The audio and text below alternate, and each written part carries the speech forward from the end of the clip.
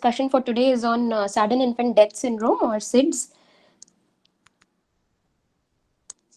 Now, sudden infant death syndrome or SIDS is only a part of the spectrum of the sudden infant deaths. So let us first see the classification of sudden infant deaths. Now, sudden deaths can be either expected, where the death is a sequelae to a known cause like malignancy, which is not being studied today. The unexpected deaths are the ones under study. Now, these are observed and unobserved. Observed ones are mostly the ones in which the infant is collapsed or could also be a trauma. Now, the observed ones are usually well explained. The unobserved ones are the ones which have to be investigated further. SIDS falls under this category, and an important aspect to studying SIDS is knowing whether the infant was previously well or unwell. So there are certain terminologies associated with this because this is mostly a forensic and a medico-legal study. So the certification of death is very important, and the terminologies that can and cannot be used must be known. So the three important terms are sudden unexpected death in infancy or SUDI, sudden infant death syndrome or SIDS, and non-ascertained or unascertained cause of death. So let us first see sudden unexpected death in infancy. Now, this is not recognized as a legal cause of death for death certification. This is just a descriptive term that is used to denote the way in which the death occurred. And in most of these cases, this term is used when on an autopsy, an unexpected anatomic or biochemical cause is discernible. And this indicates that the child was less than 1 year of age at the time of death, and the child was healthy or apparently healthy, not thought to have any life-threatening disease prior to death. And the child was either found lifeless, that is, death during sleep, or an observed collapse. Mainly, it indicates that it was a rapid death. Now, this is used when the cause at autopsy is known. The other term we have is sudden infant death syndrome. Now, this terminology has various interpretations by different pathologists, different pediatricians, and forensic experts. The most commonly followed definition is the Beckwith definition, which highlights the fact that it is a sudden death of an infant under 1 year of age, and it remains unexplained even after a thorough case investigation that includes a complete autopsy, examination of the death scene, and review of clinical history. Even after all these, the cause of death remains unexplained. So basically, SIDS is a diagnosis of exclusion, where after ruling out all the known explained causes of death, if nothing is ascertained, then this term is attributed to the death. The other terminology being not ascertained or unascertained cause of death. Now, this terminology is being replaced by SUDI by many authors. And this is used when the death is not explained after full investigation, but it cannot be classified as SIDS because the age criteria is not met.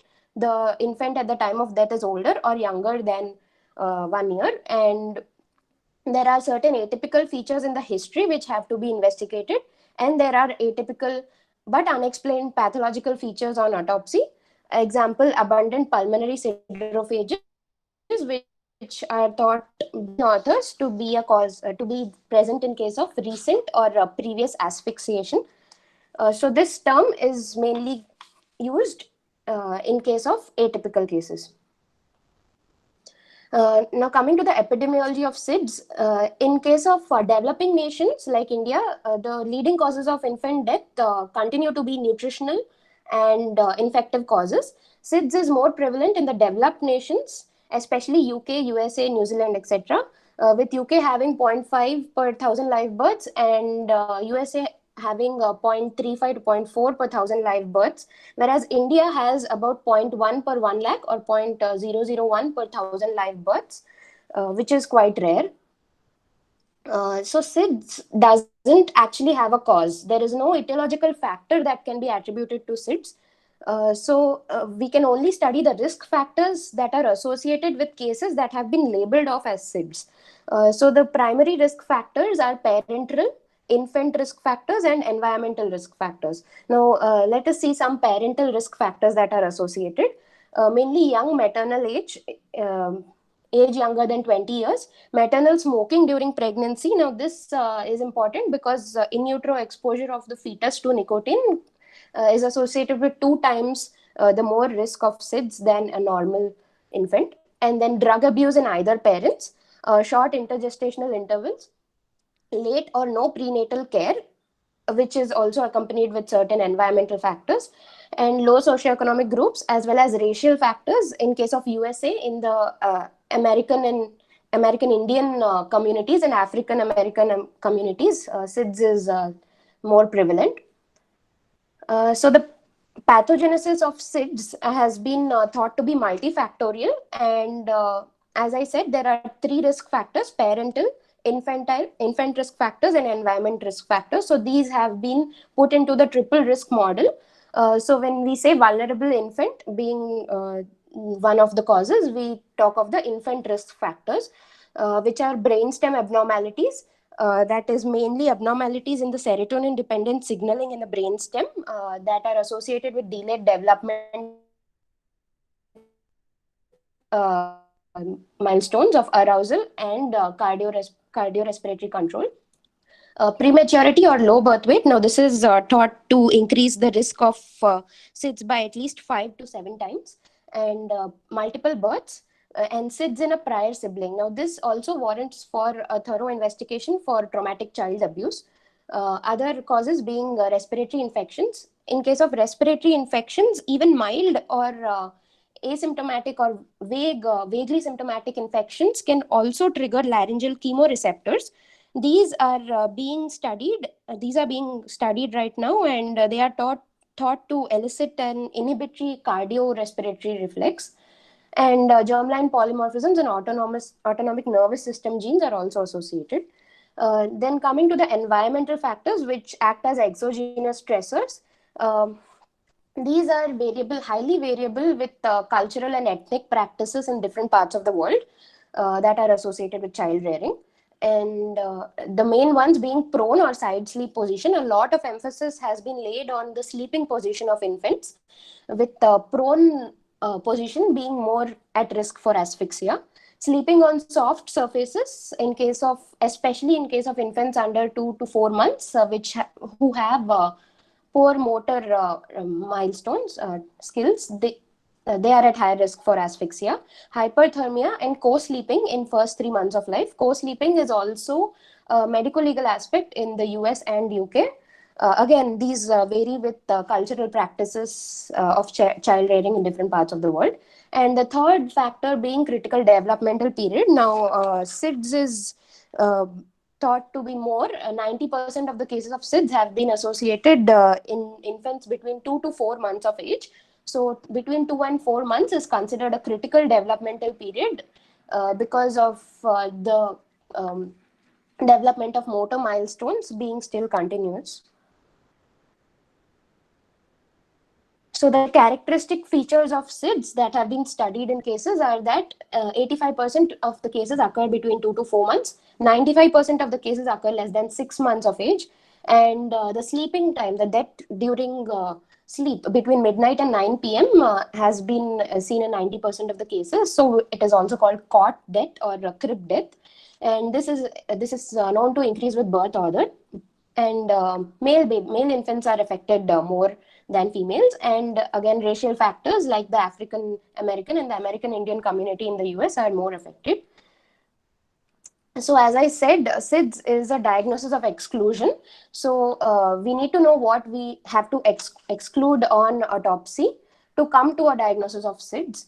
So I'll be discussing the explained causes of SIDS that can be arrived at after a complete autopsy. I'll be focusing on the causes that are ascertained by histopathological examination and gross autopsy. And I'll also mention the causes that can be ruled out using forensic or criminal investigation, which are also important. And the main cause of explained sudden infant death continues to be infections. Bacterial infections causing pneumonia, meningitis are very common.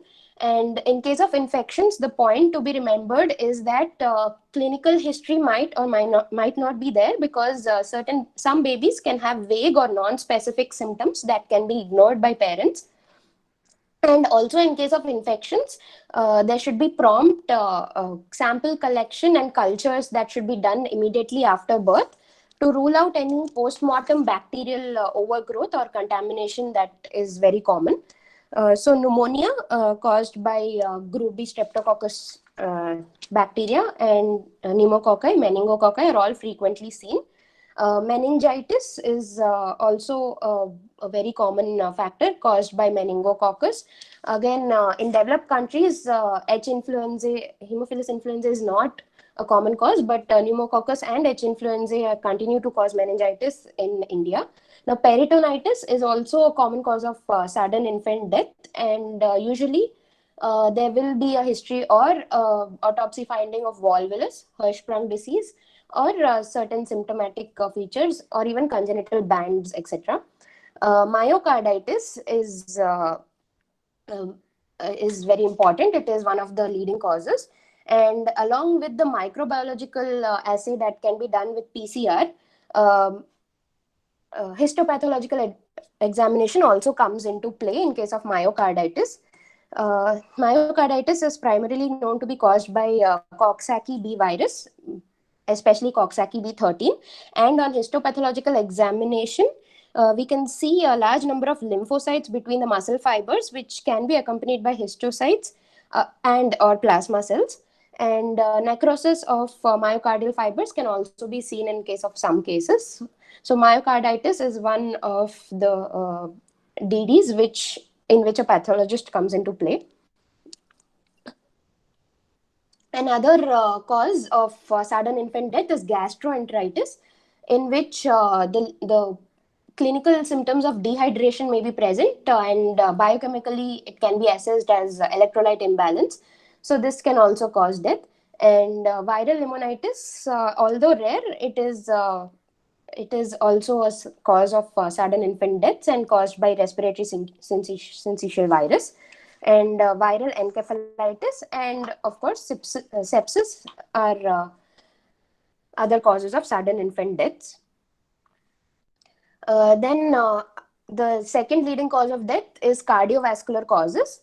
Um, these include myocarditis, valvular stenosis that can be seen in many infants, and endocardial fibroelastosis. This is a gross image of a heart on autopsy showing prominent endocardial fibrosis in the left ventricle along with dilated cardiomyopathy. So this can be compared to the right ventricle, which is not showing that much of a fibrotic layer on the endocardium. Then other causes include anomalous origin of the left coronary artery, and also primary hypertrophic cardiomyopathy.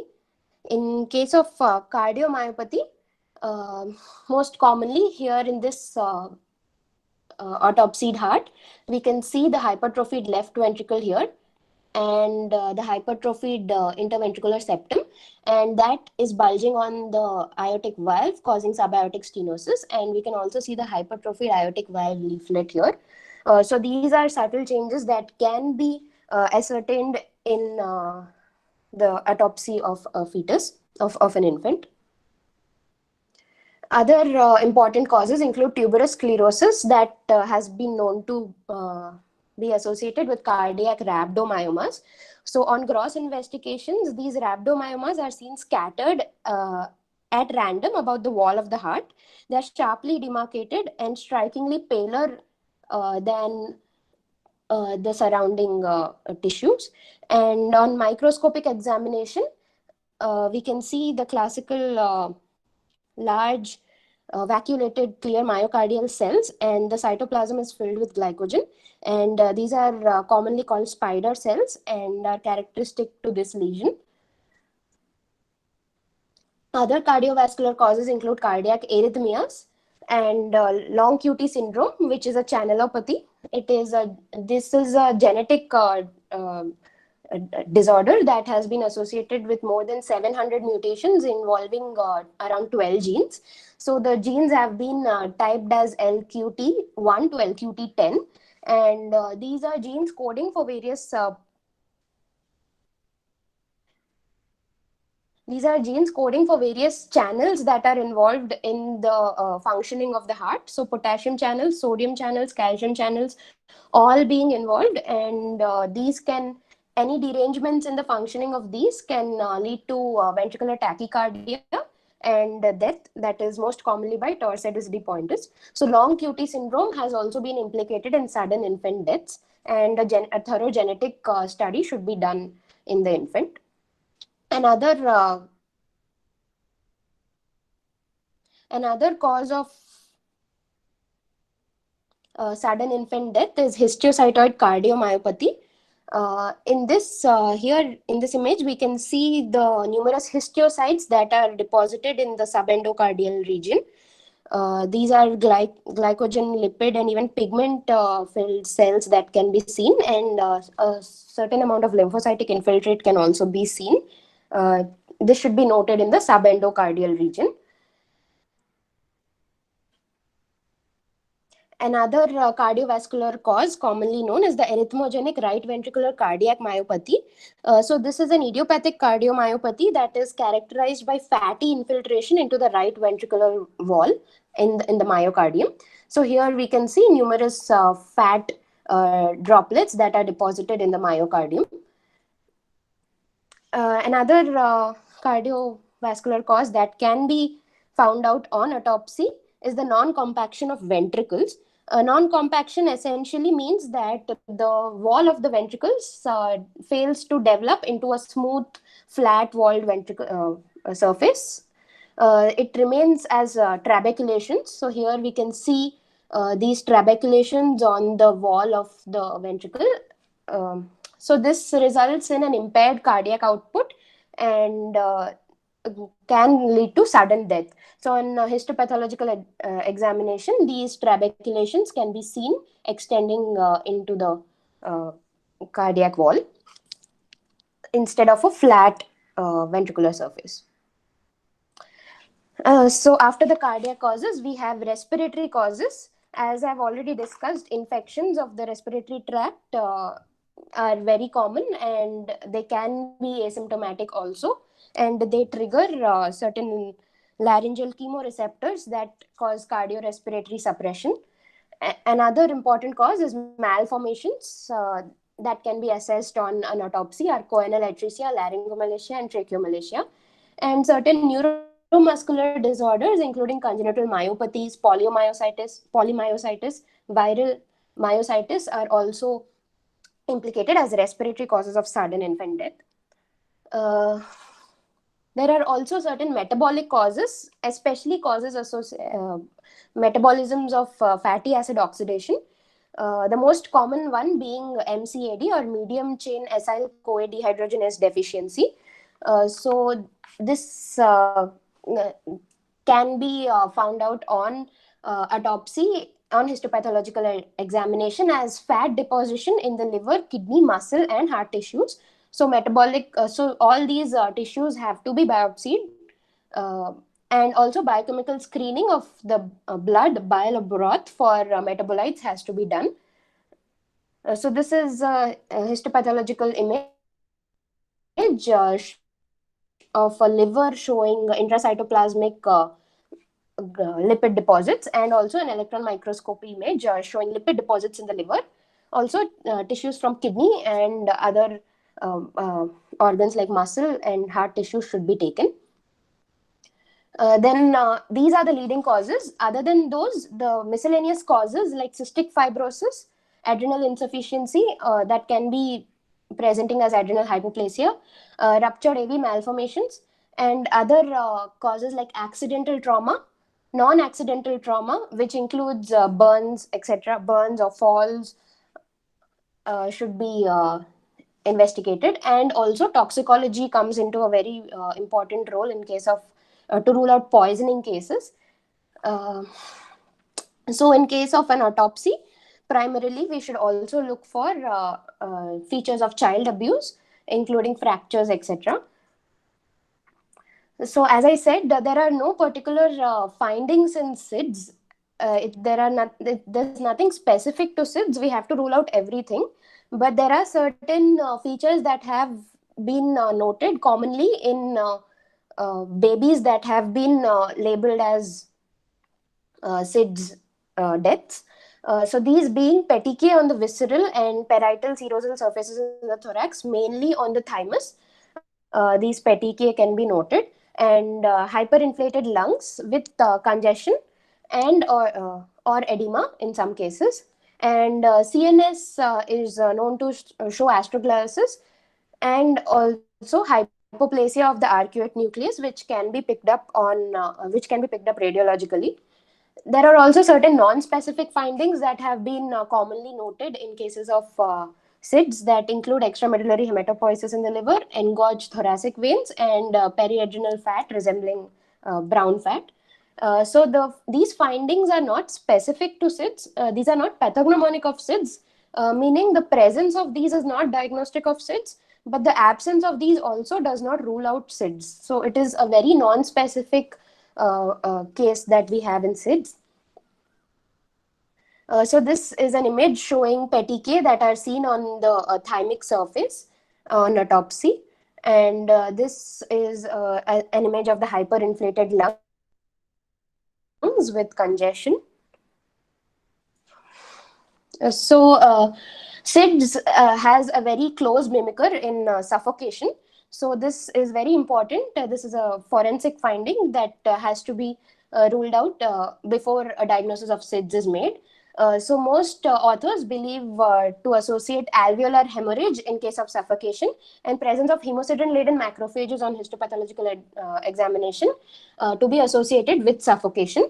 And another differentiating factor is the petechiae on the thymic surface or in the thoracic region are more prominent in case of suffocation. These are large petechiae that can be seen in case of suffocation. And forensic findings that can be made are froth from the nose and mouth can be seen. And in case of prone sleeping, there can be prominent blanching that can be observed on a forensic examination in case of suffocation or asphyxia.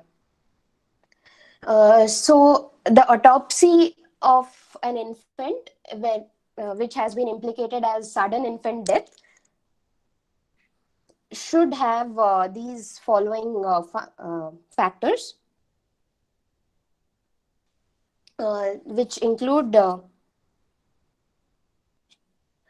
photographs of all the views in the body, X-ray films of full skeletal survey, and prompt blood cultures that should be taken from that is blood from the left heart, lungs, tracheobronchial tree, epiglottis, GIT, CSF, and myocardium to rule out all the infective causes that we have studied, and a urine sample to rule out infections and also metabolic disorders.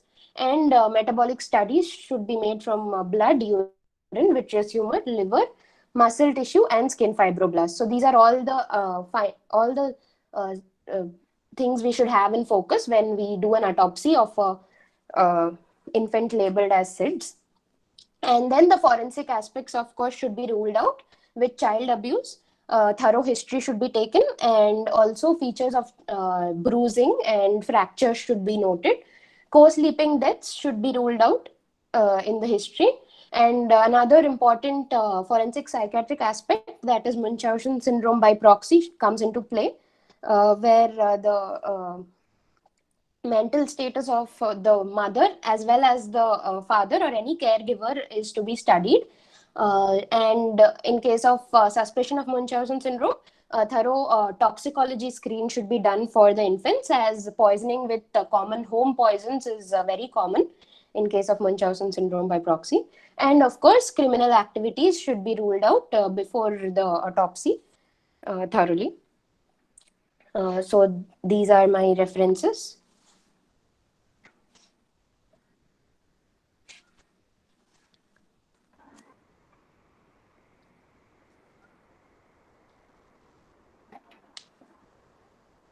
Yeah, very good, Ritika.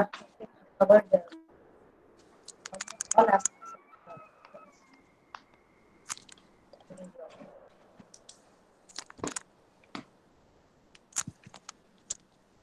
Hello.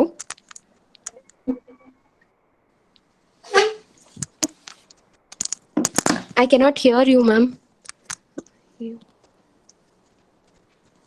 Sandhya madam, we are not hearing you. Good job, Ritika. Big clap. Thank you, sir. Can you hear me now, Ritika? Yes, ma'am, I can hear you, ma'am. Very good. Excellent. Covered everything. But extensive. Voice is breaking, madam. Do you use earphone or what is happening?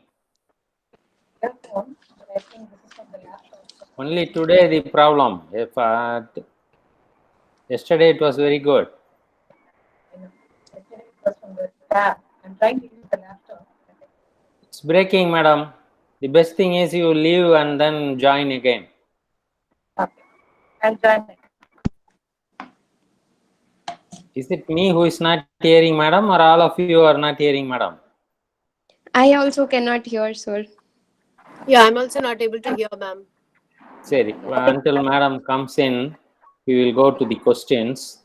Who is the moderator, Ritika? Priyadarshini, ma'am, sir. Priya, madam. Yes, sir. Take over. Yes, sir. Go to the questions, Ritika. After finishing the questions, we will have discussion.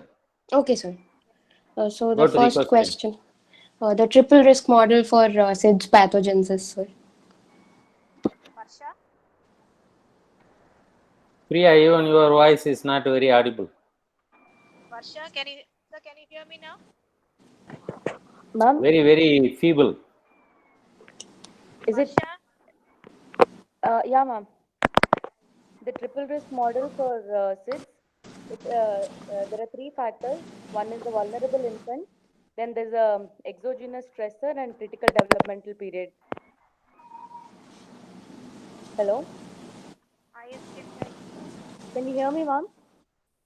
Yes, Varsha, I can hear you. Priya, are you Triple sitting in your model well, has three Priya? components. We are not hearing you. Very feeble.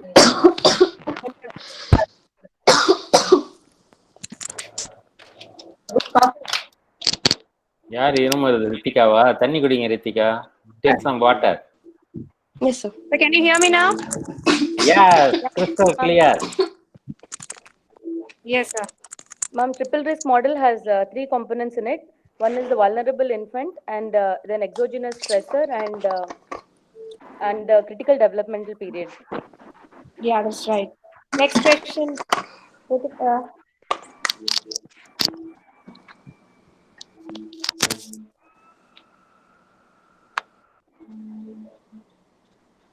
Harsha?